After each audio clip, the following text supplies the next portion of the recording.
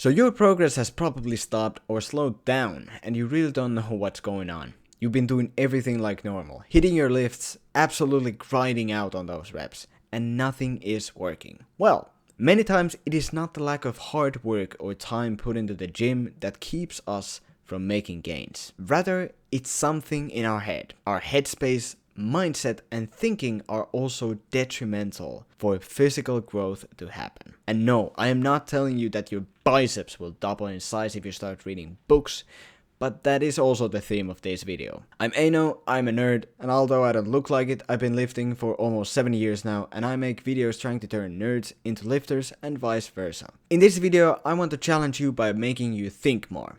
My mindset has had many flaws during the time I've been lifting, and I still have some, but the ones I'm about to tell you were the most harmful to my growth and gains. Starting off with the most important one, thinking you know everything. I had been lifting for 2.5 years when I just pretty much stopped consuming informational gym content. I thought that I had learned everything there is to lifting and building muscle, and that all the rest would be just baloney that would not amount to any more progress made. And that was probably my biggest mistake, thinking I already knew everything when in reality I clearly didn't know enough. I don't even know how I was able to justify to myself that I was being as smart and optimal about lifting when I wasn't making any gains whatsoever. To grow, you need to have a mind open to learning. Never think you know too much. Always be on the lookout for more information and expand your thinking outside the box. To you, some habit of training might be obvious since you've done it for so long, but just because you've done it for so long doesn't mean it's automatically right. I was this way with my training volume for so long. I used to have training sessions that would last more than 2 hours, with like 7 exercises and 3 working sets for each exercise. I thought more volume was the way and thought that way for so long. But since I wasn't making any gains, I knew something had to change. And if I hadn't let go of that flaw of thinking I knew everything already, I would still be lifting with that outrageous volume with even less progress than now. Up next, we got failing and staying down. You've heard this million times, but in different ways and formats. Failing is not when you fall down, but when you choose to stay down. I've probably failed more times than any of my friends, and probably more times than you have. And before, I used to think that I just wasn't made for it. I gave up on bench press because I wasn't strong. I gave up on muscle ups because I wasn't skilled enough. And I just stayed down, looking up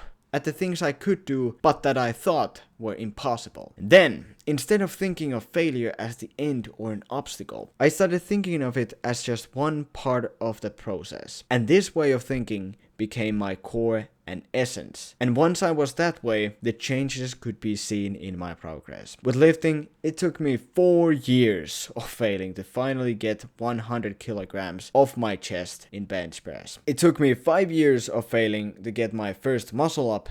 And right now, I've been learning the handstand push-up, and for the first time in 7 years, I was able to push myself off the ground. And I will get that proper handstand push-up soon too. Many times I still think whether it would be better to just stop trying so hard and take it easier, because all I ever do is fail. But through each and every failure, I've become a bit stronger, better, and more resilient. And if you don't stay down and keep getting up, it will get easier, and soon you'll realize that falling down is just as much part of the process as is winning. Last up, we got potential. Many times the biggest obstacle to our growth as a lifter or really anything is ourselves. We put ourselves down where we should hype ourselves up. We make sure that the wins we get feel less than they actually are, and that the losses impact the rest of our lives. And that's how I've felt many times. I look back on my growth as a person and how far I've come as a lifter, as a dude, and as a human being,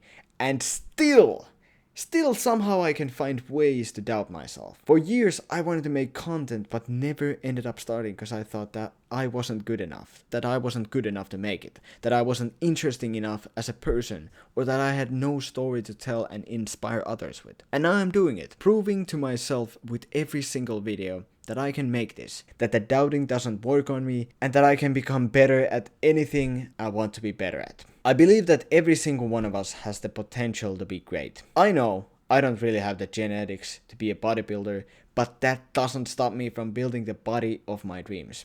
I can't be the greatest YouTuber to ever exist, but if I can manage to inspire at least one person, that is more than enough for me. Don't let others, or more importantly, yourself, tell you what your potential is as anything.